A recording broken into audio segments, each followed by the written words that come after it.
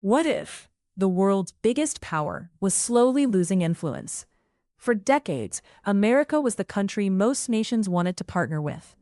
But today, something surprising is happening. More and more countries are building stronger ties with China. Why? And does this mean America is losing its place at the top? Let's find out.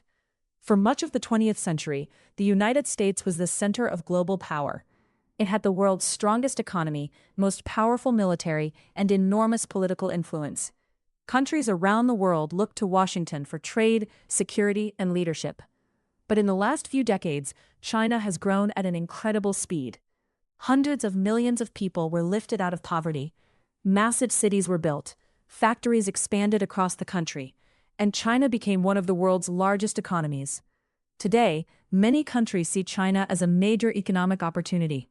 China buys huge amounts of oil, minerals, food, and manufactured goods from nations. In reality, most nations are not choosing one side completely. Instead, they are trying to benefit from both. They trade with China while maintaining strong political and security ties with the United States. So, are countries choosing China over America? The answer is more complicated than it seems.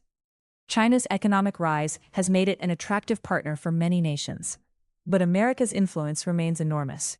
The real story isn't about one country replacing the other.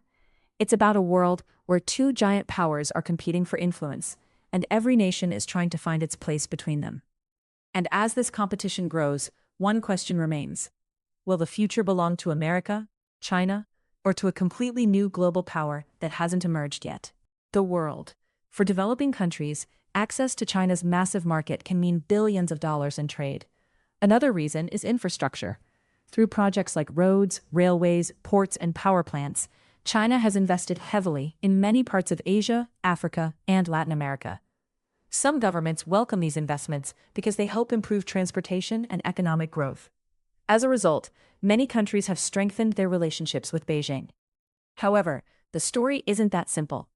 Some nations worry about becoming too dependent on China.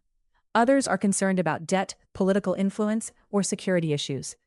Because of these concerns, many countries try to balance their relationships with both.